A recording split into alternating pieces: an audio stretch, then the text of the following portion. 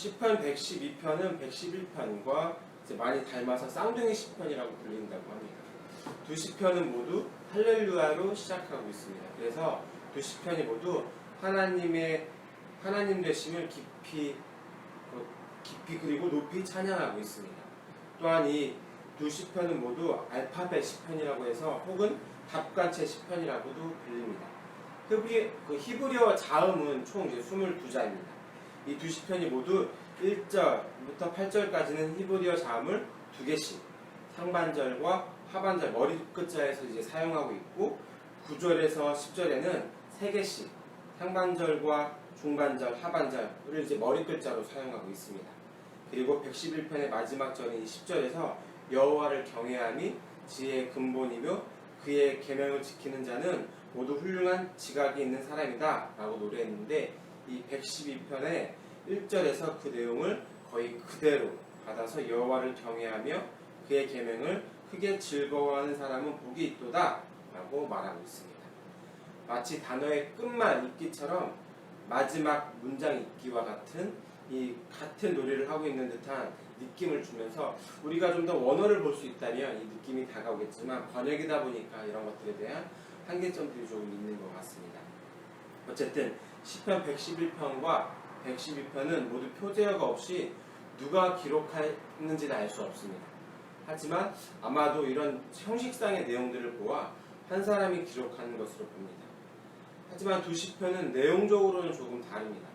시편 111편은 하나님의 놀라운 행하심에 대한 감사와 찬양을 드리는 감사 예배시인 반면에 112편은 하나님을 경외하는 이 사람들의 삶과 성품, 그들이 받는 복에 대해서 교훈해주는 지혜 시입니다.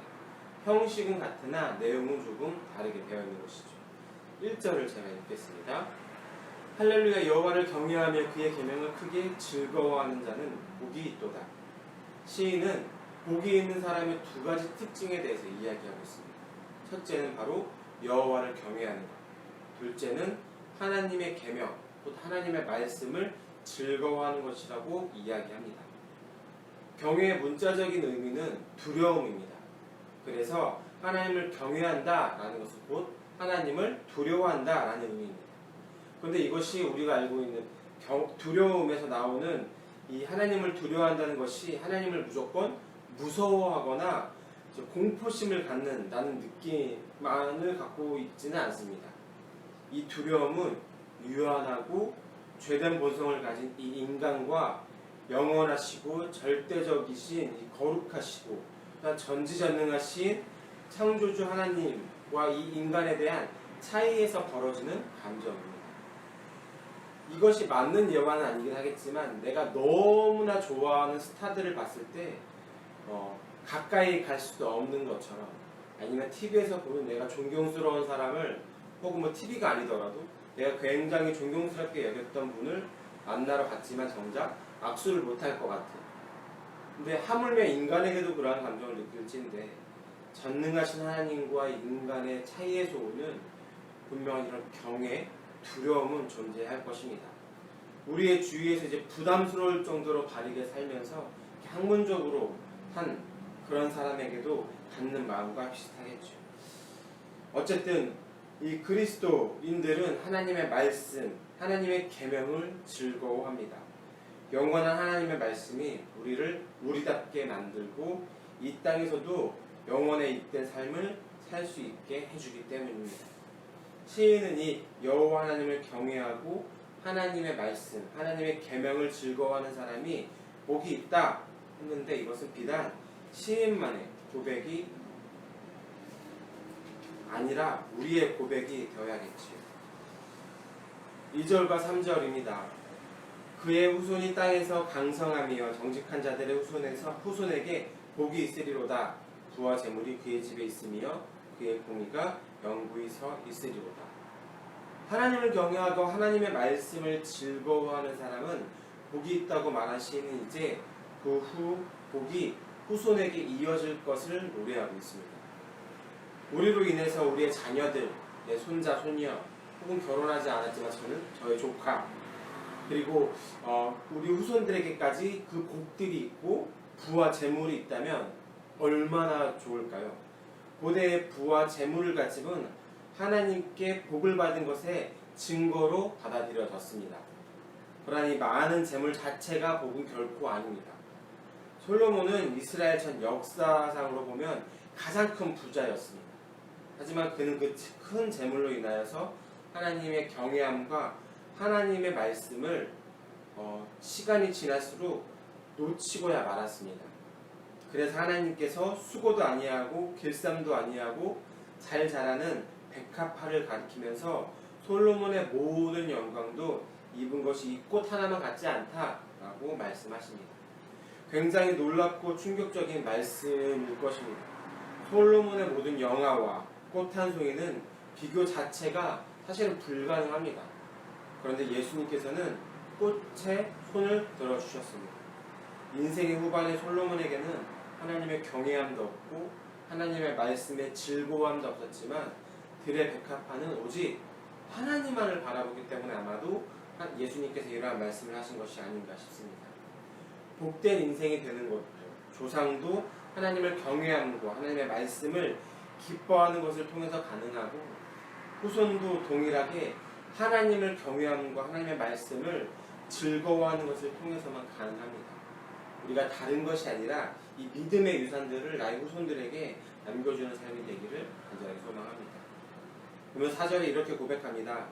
정직한 자들에게는 흑암 중에 빛이 일어나니 그는 자비롭고 긍휼이 많으며 의로운 이로다. 정직하다는 것은 단지 거짓말을 하지 않는다라는 의미라기보다는 하나님을 경외하고 하나님의 말씀을 중심으로 살면서 즐거워하고 악함의 불의에 치우치지 않고 하나님을 향하는 태도를 이야기합니다. 강직하게 하나님께 나아감을 이야기합니다. 이러한 태도를 가진 사람이 빛이 없는 터널 속을 걸어갈지라도 빛이 일어나는 것은 빛이신 하나님께서 동행하기 때문입니다. 그래서 하나님의 빛의 조명을 받게 되면 다른 사람을 사랑하고 바르게 살지 않을 수 없습니다. 그러면서 5절과 9절 이렇게 기록합니다. 은혜를 베풀며 꾸어주는 자는 잘 되나니 그 일을 정의로 행하리로다. 9절입니다. 그가 재물을 흩어 빈궁한 자들에게 주었으니 그의 의가 영구히 있고 그의 뿔이 영광 중에 들리리로다. 하나님을 향해 정직한 사람은 자신이 가진 것을 나눌 수 있습니다. 치우침 없이 판단할 줄 압니다. 그러나 그런 사람을 하나님께서 높여주신다라고 이야기합니다. 하나님과의 관계가 바른 사람은 사람과의 관계가 당연히 바를 수밖에 없습니다. 하나님과의 관계가 바르다고 하면서 사람과의 관계가 바르지 못하다면 그것은 하나님과의 관계가 바르지 않거나 하나님과의 관계가 바른 것에 대한 의미를 내가 잘못 알고 있기 때문입니다. 사람의 관계를 통해서 하나님과의 관계를 다시 한번 살펴보길 원하고, 하나님과의 관계가 잘 섬으로 인하여서 사람과의 관계도 바르게 세워지기를 소망합니다. 그러면서 6절에 그는 영원히 흔들리지 아니하며 의인은 영원히 기억되리로다 라고 고백합니다. 하나님을 경외하고 하나님의 말씀을 기뻐하는 사람, 의인은 영원히 기억된다고 합니다. 표범은 죽어서 가죽을 남기고 사람은 죽어서 이름을 남긴다라는 말이 있습니다. 하지만 그 이름을 누가 기억해 줄까요? 전 세계 곳곳에 거대 무덤인 피라미드도 있습니다. 이집트에 있는 피라미드만 해도 140여 개 정도가 된다고 합니다. 그러나 우리는 그 피라미드가 있다라는 걸 알지 그 피라미드에 누가 있는지는 알지 못합니다. 파라오들이 자신의 이름을 남겨서 영원히 기억되게 하기 위해서 그 무덤은 그 왕권을 상징하기도 하기 때문에 그렇게 크게 지었을 것입니다. 하지만 그 피라미드를 보고 거기에 묻힌 사람의 위대함보다는 때로는 인생의 무상함을 더욱 진하게 느끼기도 합니다. 우리들의 이름도 분명히 잊혀질 것입니다. 하지만 우리에게 소망이 있는 것은 우리의 이름이 영원히 지워지지 않는 하나님 나라의 생명책에 기록되어질 뿐만 아니라 하나님께서 내가 너를 내 손바닥에 새겼다라고 말씀하십니다. 하나님이 영원하신 분이시기 때문에 하나님께 새겨진 우리의 이름도 당연히 영원할 수밖에 없습니다. 7절과 8절입니다. 그는 흉한 소문을 두려워하지 아니하며 여호와를 의뢰하고 그의 마음을 굳게 정하였도다. 그의 마음이 견고하여 두려워하지 아니할 것이라 그의 대적들이 받는 보응을 마침내 보리로다. 하나님께 기억되는 인생은 아무리 흉한 소식을 들을지라도 두려워하지 않을 수 있습니다. 왜냐하면 인생이 영원하신 하나님의 손에 있기 때문입니다. 그러면서 오늘 본문은 10절에 이렇게 마침표를 찍습니다. 악인은 이를 보고 한탄하여 이를 갈며 소멸되리니 악인들의 욕망은 사라지리로다. 악인들의 이러한 모습은 시편 1편에 나오는 악인의 모습과 매우 흡사합니다. 악인들은 그렇지 아니하며 오직 바람에 나는 겨와 같도다. 이러므로 악인들은 심판을 견디지 못하며 죄인들이 의인들의 모임에 들지 못하리로다.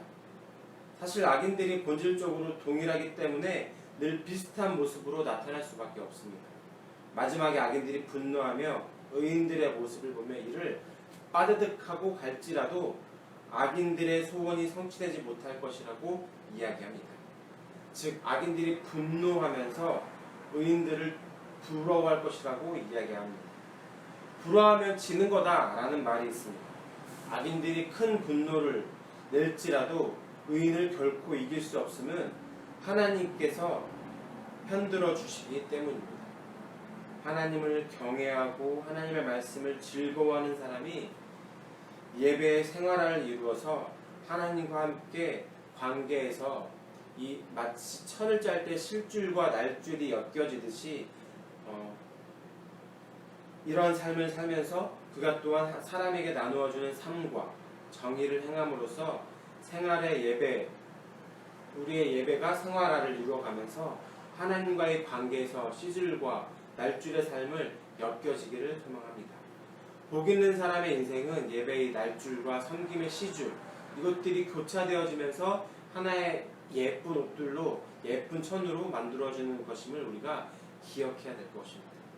우리도 하나님께서 마음과 정성을 다해서 심어주신 이 삶의 자리에서 하나님을 경외하고 하나님의 말씀을 즐거워하는 날줄의 삶과 또한 우리의 삶에서 맡겨주신 그리고 한 사람을 섬기는 시줄의 삶을 살아서 복 있는 사람의 하루를 살아가기를 소망합니다. 그래서 우리 모두가 하나님께 영원히 기억되는 그리고 그 생명책에 그 손바닥에 새겨지는 사람이 되기를 그러한 은총을 누리는 하루 되기를 간절하게 소망합니다. 기도하시겠습니다. 하나님을 경외하며 하나님의 말씀을 즐거워하는 것 자체가 복임을 잊지 않게 허락하여 주시옵소서. 우리가 이 땅에서 마지막 숨을 쉬는 순간까지 오직 하나님만을 경외하는 삶을 살게 하시고 모든 것을 두려워하지 않게 하여 주시옵소서. 또한 이 땅의 마지막 잠자리에 드는 순간까지 하나님의 말씀을 깊이 그리고 넓게 그리고 높게 즐거워하게 하여 주시고 또한 하나님께 받은 복을 쌓아두는 저장고가 아니라 나누는 통로가 되시도록 허락하여 주시옵소서. 하나님께서 심어주신 삶의 자리에서 하나님을 향한 이 날줄의 삶과 사람들을 향해서 시줄의 삶을 교직하면서 하나님께서 만들어 가시는 작품을 하루를 살게 하시고 그런 매일매일이 모여서 우리 인생 전체가 하나님께서 만들어 오신 그리고 만들어 가실 그 하나님의 작품이 되게 하여 주시옵소서. 나와 오늘도 함께 하실 예수 그리스도의 이름으로 기도했습니다. 아멘.